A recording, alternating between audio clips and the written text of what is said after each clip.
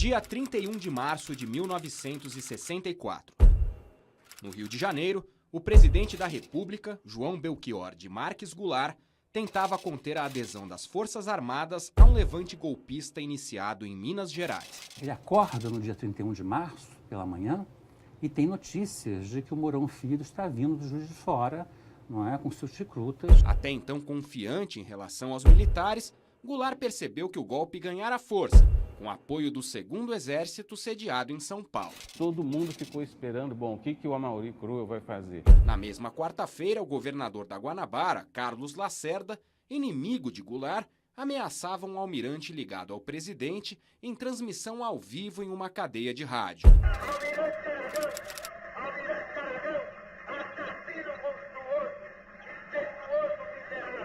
Se Goulart, ele puxa a resistência, essa resistência poderia ter ocorrido. Corria um enorme risco porque os Estados Unidos reconheceriam um governo alternativo. No dia 1º de abril, em Brasília, o presidente analisou as possibilidades. Então ele decide ir para Porto Alegre.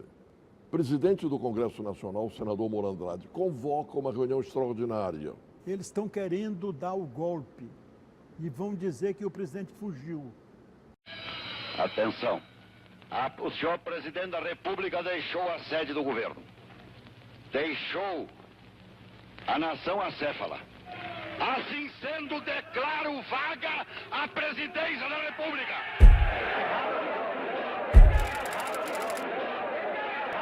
O golpe civil-militar destituiu o presidente João Goulart no dia 1º de abril de 1964. 11 dias depois, o que restou do Congresso Nacional deu posse ao primeiro dos presidentes militares, o Marechal Humberto de Alencar Castelo Branco. Em 2014, aniversário de 50 anos do rompimento da democracia, a Univesp TV vai apresentar entrevistas, reportagens, programas especiais sobre os acontecimentos diretamente ligados ao golpe, sobre o Brasil das décadas de 1950 e 1960. Para isso, convidaremos historiadores, cientistas políticos e sociólogos que estudaram o tema, além de pessoas que testemunharam o golpe de perto. Nesta nossa primeira reportagem especial, o assunto será a crescente desestabilização do governo Goulart, a conspiração e a mobilização das tropas pelos golpistas. Convido esta comissão a introduzir no plenário Sua Excelência o senhor presidente João Goulart. O Brasil que coube a João Goulart governar era um país modificado pela industrialização intensa das décadas anteriores. Durante o Estado Novo de Getúlio Vargas, investiu-se na indústria de base. No governo de Juscelino Kubitschek, acentuou-se a indústria de bens de consumo. O Brasil já era um país industrializado, não é, no governo de João Goulart. O Brasil produzia coisa de 95% da necessidade industrial. Jorge Ferreira é especialista em história do Brasil entre os anos de 1930 e 1964. É autor de João Goulart, uma biografia, uma obra escrita quase 5 décadas depois do governo democrático que antecedeu uma ditadura de 21 anos. Mas é um país que Goulart herdou, não é, com uma grande crise econômica herdada lá de Juscelino Kubitschek. O Juscelino é um projeto desenvolvimentista, ou seja, você vai desenvolver, não é, à custa, né, de uma inflação. No cenário internacional, uma fase aguda da Guerra Fria. Após a Segunda Guerra Mundial, o mundo foi dividido por uma chamada cortina de ferro, que separou os países comunistas da União Soviética dos países aliados aos Estados Unidos, capitalistas. Os americanos, principais credores do Brasil, exigiam do governo brasileiro uma clara posição anticomunista, numa estratégia chamada Aliança para o Progresso. Neste programa, decidimos abordar as pressões sobre o governo João Goulart em 2 momentos. Primeiro, as pressões internas, depois, as externas. Na economia, inflação e dívida externa altas, falta de recursos para investir em instituições públicas que não atendiam às demandas de uma crescente população urbana. O emprego nas fábricas atraía os trabalhadores do campo e o êxodo rural, inchando as cidades, fazia o custo de vida subir. Na política, Jango assumiu o lugar de Jânio Quadros, que renunciou após 7 meses de governo. O Partido Trabalhista Brasileiro, o PTB de Jango e Getúlio, formava uma aliança com o Partido Social Democrático, o PSD de Juscelino e Eurico Dutra, desde o início da Quarta República, em 1946. A aliança rendia quase 2/3 do Congresso. A oposição era a União Democrática Nacional, a UDN, partido conservador fundado pelos governadores Magalhães Pinto, de Minas Gerais, e Carlos Lacerda, da Guanabara. Adhemar de Barros, governador de São Paulo eleito pelo PSP, também engrossava o caldo da oposição, composta pelos estados mais fortes da federação. É preciso dizer que a UDN foi responsável por 2 tentativas frustradas de golpe de Estado. Em 1965, para impedir a posse de Juscelino, e em 1961, para impedir a posse de João Goulart. Havia muitos setores da elite brasileira insatisfeitas com a posse do João Goulart na presidência da República, então já ali começou a haver conversas sobre a possibilidade dele não terminar o mandato ou mesmo de enfraquecê-lo. Carlos Fico é historiador. É autor de Além do Golpe, Versões e Controvérsias sobre 1964 e a ditadura militar. O pesquisador se debruça sobre o golpe desde a década de 1990. O João Goulart estava numa situação de grande fragilidade e de pouco espaço de negociação. Até porque ele chegou à presidência da República por acaso. Então ele era vice-presidente, ninguém poderia supor que o Jânio Quadros renunciasse 8 meses depois de tomar posse. Então ele chega à presidência da República como chefe de Estado no parlamentarismo. Ele tem de lutar um tempão para retomar o presidencialismo. Com o apoio dos trabalhistas, Jango reconquistou o presidencialismo num plebiscito, mas as esquerdas cobravam a conta. A começar pela própria família. Leonel Brizola, governador do Rio Grande do Sul, casado com a irmã de Jango, começou a expropriação de empresas norte-americanas, que, segundo ele, não atendiam aos interesses da população gaúcha. Foi difícil de explicar isso aos Estados Unidos. Acreditamos que só nós poderemos estimular o investimento de capital estrangeiro se dermos a esse mesmo capital uma compensação justa. Quando eu falo justa, é exatamente para expressar o pensamento do país de justiça. Ela não pode obter também lucros excessivos, lucros que a enriqueçam muito depressa em detrimento do interesse nacional. Os Estados Unidos eram a pressão externa. Inicialmente amistoso, o governo do presidente Kennedy, que enfrentava a grave crise dos mísseis em Cuba, passou a endurecer o discurso. Uma coisa é perder Cuba. Cuba era uma ilha, não é, sem importância econômica alguma. Não é? A importância era política, não é? Geopolítica, não é? Lendo o contexto da Guerra Fria. Outra coisa é perder o Brasil. O Brasil é um país industrializado, não é? Um país de dimensões continentais. Para onde fosse o Brasil, iria a América Latina. Para resolver os problemas da economia, Jango apresentou o Plano Trienal, elaborado pelo economista Celso Furtado. Os americanos, suspeitando das intenções do brasileiro, colocaram trabalhistas e comunistas no mesmo saco e se opuseram a novos empréstimos. O Kennedy impôs o bloqueio aos créditos externos do Brasil já em outubro de 63, e também disse abertamente que o Brasil não era confiável, não sei o quê, provocando quase que a bancarrota do Brasil. Nunca o presidente havia feito isso. Luiz Alberto Muniz Bandeira era jornalista em 1964. Ele é autor dos livros Presença dos Estados Unidos no Brasil e Governo João Goulart, As Lutas Sociais no Brasil. Obras escritas no calor dos acontecimentos, nas décadas de 1960 e 1970.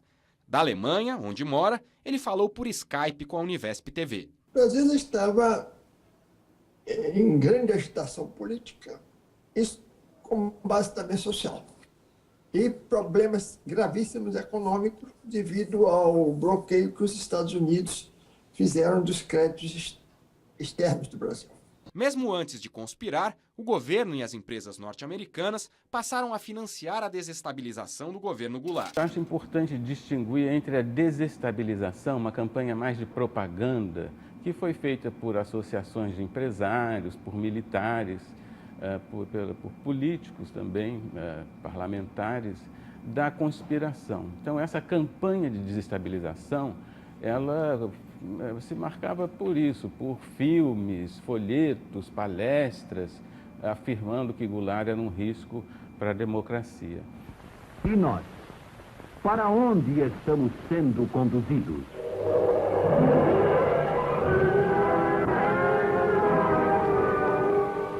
Os filmes, folhetos e palestras eram promovidos pelo IPES e pelo IBAD, institutos gerenciados por militares insatisfeitos e anticomunistas, como o general Golbery Couto e Silva, futuro ministro do regime militar. Sobre a crise econômica e social, desenvolve-se uma crise política. O governo está indeciso. Uma das grandes estratégias dessa campanha de desestabilização visava justamente eleger candidatos de oposição a Goulart na eleição de 1962. E eles não conseguiram isso, apesar, inclusive, do apoio do governo norte-americano, que mandou milhões de dólares para essa campanha de desestabilização e de apoio financeiro aos candidatos que faziam oposição a Goulart. In some quarters, Mr. Goulart is considered very much a pro-communist. What's your idea on that? Não é verdade. João Goulart é um homem prudente, um homem de formação cristã e agirá dentro da tradição brasileira. A entrevista do ex-presidente Juscelino à imprensa americana demonstrava a preocupação dos Estados Unidos desde o início do governo Goulart. E a preocupação dos Estados Unidos sempre foi segurança e o anticomunismo. Essa era a obsessão. Isso Juscelino me disse que havia receio nos Estados Unidos. Isso eu lembro perfeitamente e registrei nesses meus livros. E que a guerrilha começasse no Nordeste e lá se estabelecesse uma nova Cuba. Essa era a percepção dos Estados Unidos. O anticomunismo passou a ser a bandeira tanto para conter o avanço soviético quanto para justificar a manutenção dos privilégios econômicos de empresas americanas e, consequentemente, de uma elite brasileira poderosa desde a República Velha. Uma das marcas da CIA, o início, você vê democrático, tem o dedo ali da propaganda da CIA. Eu não duvido que a União Democrática Nacional, criada em 45, não tivesse o dedo dos Estados Unidos. Ainda no começo de 1963, a principal agência de inteligência americana afirmava que Goulart era essencialmente um oportunista. Sua carreira política, baseada no apoio de operários e nacionalistas radicais, incluindo comunistas, é razão para acreditar que ele se dedicará a uma reorientação radical da sociedade ou da política externa independente. O documento dizia que se o presidente brasileiro embarcasse num caminho de radicalismo autoritário extremo, provavelmente arriscaria levar um golpe de Estado de militares mais conservadores. Goulart, para os americanos, já se preparava para enfrentá-los. O golpe de 64 foi, na verdade, o que se tentou em 1954 contra Vargas. Desde aquela época já estava em gestação um golpe de Estado para instalar o que Lacerda apregoava, um estado de emergência, que era uma ditadura a favor dos americanos.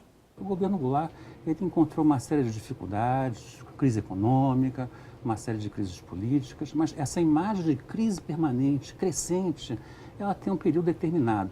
É setembro, outubro de 1963, que vai não crescendo até a crise, até o auge, em março de 64. A tribuna da imprensa reproduziu uma entrevista de Carlos Lacerda ao jornal Los Angeles Times.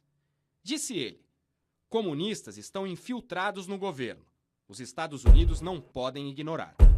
A literatura especializada costuma falar em ilhas de conspiração, algumas das quais esses grupos de militares espalhados pelo Brasil não necessariamente se coordenavam.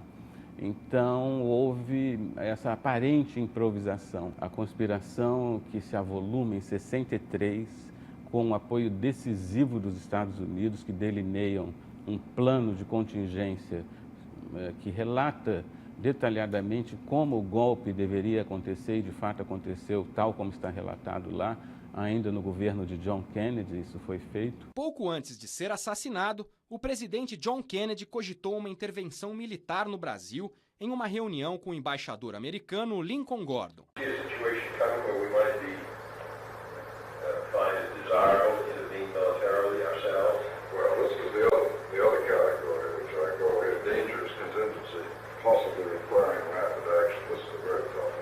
O Lincoln Gordon, quando veio para o Brasil, já veio, creio que, uma missão quase de coordenar o golpe. Era amigo do Castelo Branco.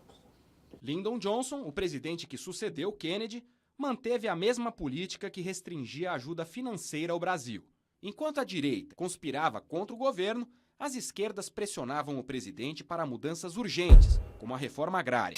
Ele não tinha também espaço de negociação, até porque ele não contava com um apoio resoluto da esquerda. O próprio Leonel Brizola desconfiava muito do João Goulart e dizia que Goulart poderia dar um golpe. Então, as esquerdas queriam um programa máximo de reforma agrária. Reforma agrária em terras produtivas e improdutivas, sem indenização alguma. O PSD admitia a reforma agrária apenas em terras improdutivas, preservando as produtivas e com algum grau de indenização. O ano de 1963 terminou tenso, com 73% de inflação e 1% de crescimento econômico. O presidente deu uma entrevista à revista Manchete para explicar a situação e a grave crise inflacionária do país. Tem uma mensagem a transmitir em nome da consciência nacional: a necessidade das reformas. Não se pode esperar que do enriquecimento de alguns e do empobrecimento de muitos surja a solução. Não tenho a menor dúvida de que o vertiginoso processo inflacionário, ao qual estamos agora submetidos, irá fatalmente arrastar o país à bancarrota. Sem conseguir aprovar as reformas de base no Congresso Nacional, João Goulart resolveu fazer a sua opção. Nesse clima de radicalização, o deputado Santiago Dantas propõe uma alternativa: a formação de uma frente de centro-esquerda moderada que desse apoio político a Goulart e que, ao mesmo tempo, realizasse as reformas de base. Por outro lado, o Brizola, para combater essa proposta do Santiago Dantas, ele propõe a formação da Frente Única de Esquerda. Independentemente de sua decisão, o presidente acreditava no apoio das Forças Armadas. O chefe da Casa Militar, general Argemiro Assis Brasil, tranquilizava o presidente. Afinal, ele tinha gente de confiança no comando dos 3 principais exércitos, o tal dispositivo militar. Havia uma corrente militar anti-golpe, mas o dispositivo militar significava o quê? Significava uma articulação de generais, né? Isso que significava. E essa articulação de generais não existia. João Roberto Martins Filho é cientista político voltado a questões de defesa, em especial a relação entre as Forças Armadas e a política. É autor do livro O Palácio e a Caserna, a dinâmica militar das crises políticas na ditadura, obra de 1993. De Londres, onde está fazendo uma outra pesquisa, concedeu uma entrevista por Skype.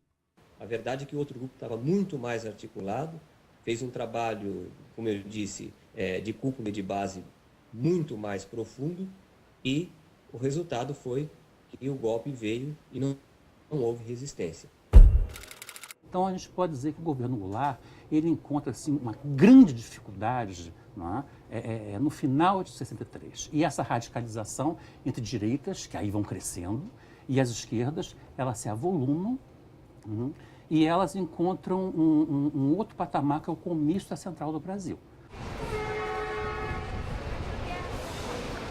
O Comício Central do Brasil não é apenas o presidente da República em praça pública anunciar que vai fazer as reformas. Sim, isso aconteceu, mas é mais do que isso. O Comício Central do Brasil significou que Goulart publicamente estava estabelecendo sua aliança política com as esquerdas. O Goulart aqui, ele selou a sua aliança com as esquerdas, notadamente com o grupo político do Leonel Brizola, de Miguel Arraes, com o Partido Comunista e o Comando Geral dos Trabalhadores. E isso foi intolerável para as direitas. O governo que é também o povo e que também sou o povo perfeito, reafirma seus propósitos inabaláveis de lutar com todas as suas forças pela reforma da sociedade brasileira, não apenas pela reforma agrária, mas pela reforma tributária, pela reforma eleitoral ampla, pelo voto do analfabeto, pela elegibilidade de todos os brasileiros, pela pureza da vida democrática, pela emancipação econômica, pela justiça social e ao lado do povo, pelo progresso do Brasil. Aí houve um grupo de oficiais, por exemplo, o Jaime Portela, que depois foi chefe da Casa Militar do presidente Costa e Silva, que foi pelo Brasil inteiro articulando essa massa, que era uma condição indispensável para o golpe ser bem sucedido. Como resposta ao comício, políticos oposicionistas liderados por Adhemar de Barros e Carlos Lacerda organizaram uma grande marcha que ficou conhecida como Marcha da Família com Deus pela Liberdade, que se reproduziu em várias cidades do país. Quer a ditadura da esquerda, o comunismo ateu. Aqui estamos ao lado de figuras que comparecem ao lado do povo. Figuras de destaque do mundo político. As passeatas com Deus pela Liberdade foram organizadas pela CIA. Ela tinha agentes infiltrados em todas as organizações de esquerda do Brasil e movimentos sociais. Todas.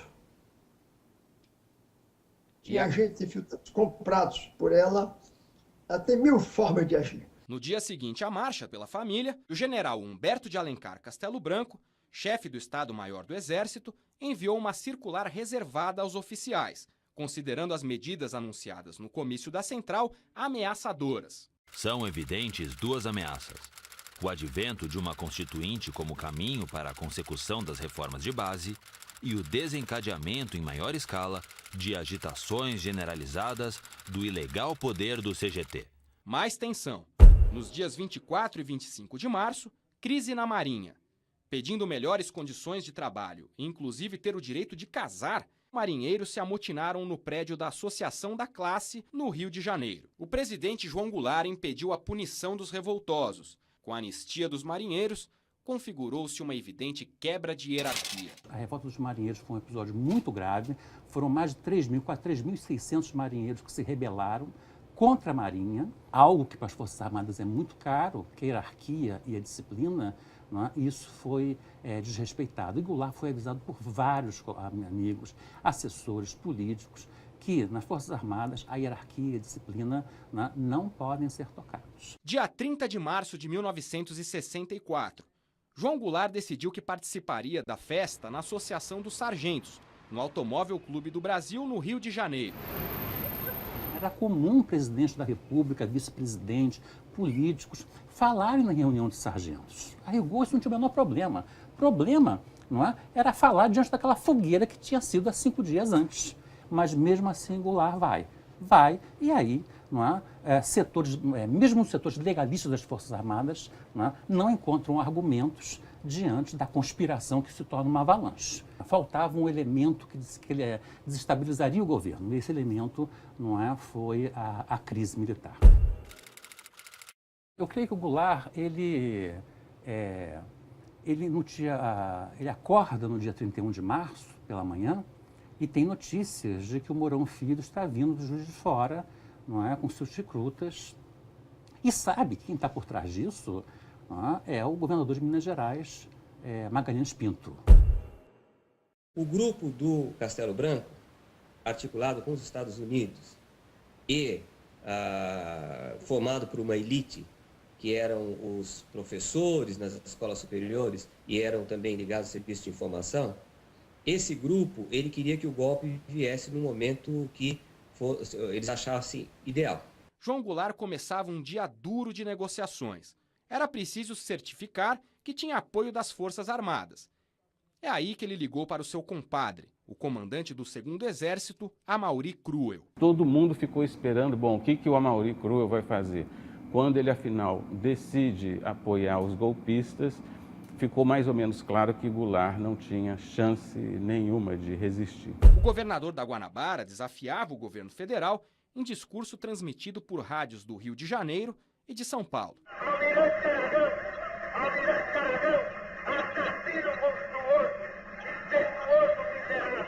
Ele colocou altos-falantes ao longo aqui do prédio, onde ele falava, né, com graves insultos ao Goulart, incitando ao golpe. Almirante Aragão, não se aproxime, porque eu te mato com meu revólver, canalha, bandido, traidor, a sua hora chegou. Quem pagou para ver, quem conspirou com os setores do Exército de Minas Gerais foi o Magalhães Pinto. Sem dar ordens de resistência, João Goulart partiu para a capital. Em Brasília, ficou algumas horas até decidir voar para Porto Alegre. O Castelo Branco, ele aderiu à revolta no último momento.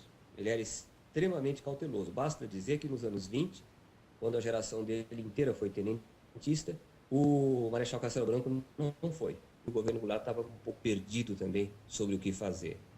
Uma hora fazer um plano de estabilidade econômica, outra hora mobilizar os sindicatos, uma hora bajular os militares, outra hora achar que tinha um dispositivo militar. A partir do instante que dá a declaração de vago o cargo, já está absolutamente conflagrada a favor do golpe. Evidentemente, qualquer aspecto jurídico tinha desaparecido. Quando o presidente João Goulart toma o avião, exatamente nessa primeira etapa da narrativa do Valdir, ele ousa dizer que esperemos porque vai haver a batalha do impeachment. Uma frase. Não havia nenhuma condição naquele instante de uma resistência a partir do instante em que Moura Andrade diz está vago o cargo de presidente. E ato contínuo, na mesma madrugada, o Mazzelli toma posse. O golpe foi formalizado pelo presidente do Congresso Nacional, que é um fato único na história dos golpes. Na verdade, que tudo isso não se teria podido fazer, se não houvesse atrás já a decisão do golpe absolutamente assentada pelos militares. Eu estava no Palácio, todo o gabinete militar estava no Palácio, o presidente se dirigiu ao sul e o doutor Darcy Ribeiro subiu o Palácio. Não havia nenhuma alteração em nada. Do Theo de Andrade, ele vem mais ou menos assim, mais ou menos meia-noite, meia-noite e 15, qualquer coisa, meia-noite e meia, não sei bem, mas chega quase sem falar, porque ele veio correndo, saindo ali por trás do prédio do Congresso Nacional, ele vai correndo pela Praça dos Três Poderes em direção ao Palácio do Planalto. Aí ele me diz, eles estão querendo dar o golpe. Eles estão dizendo que o presidente fugiu e que deixou a nação acéfala. Não podemos permitir que o Brasil fique sem governo abandonado.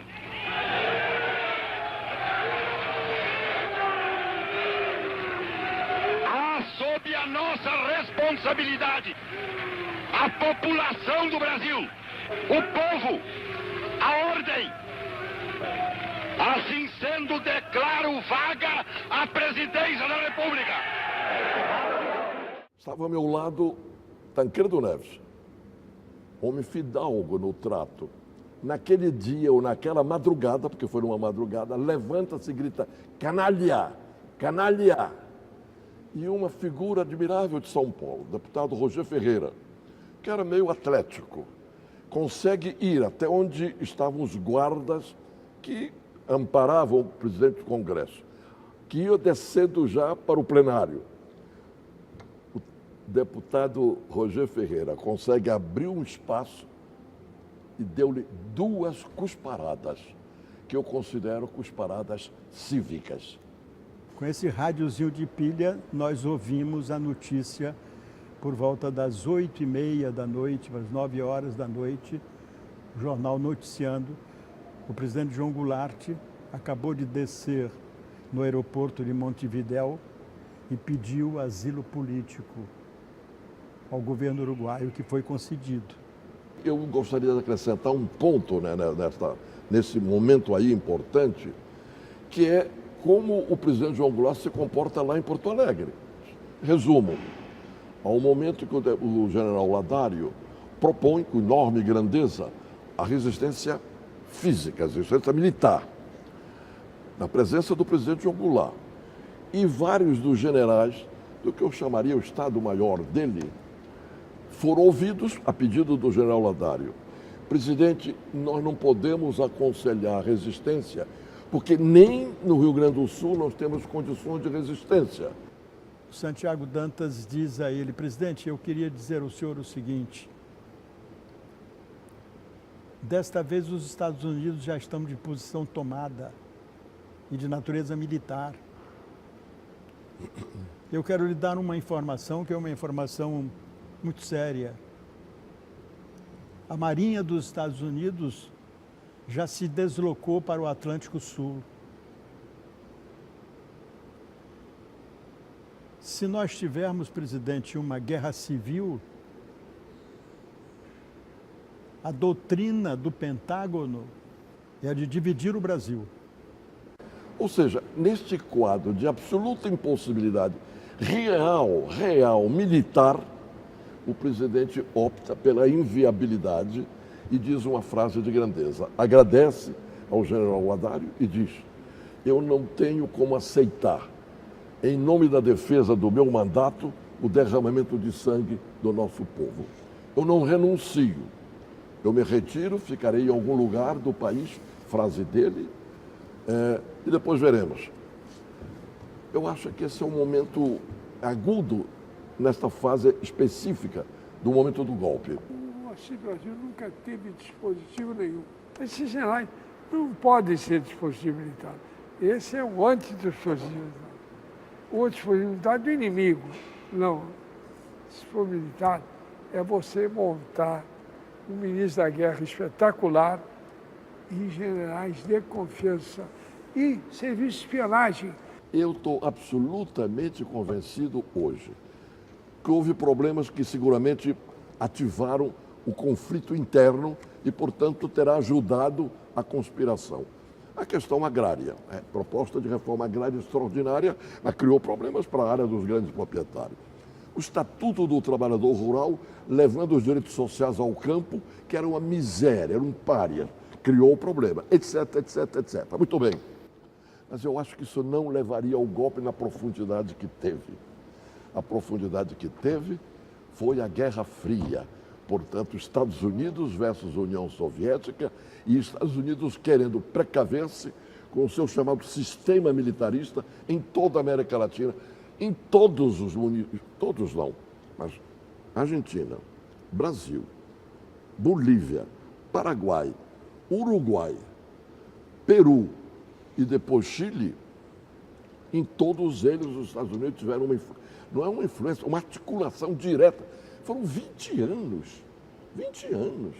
Bom, então isso para mim acho que é o básico, entende? É o básico para nós entendermos a gravidade do nosso quadro.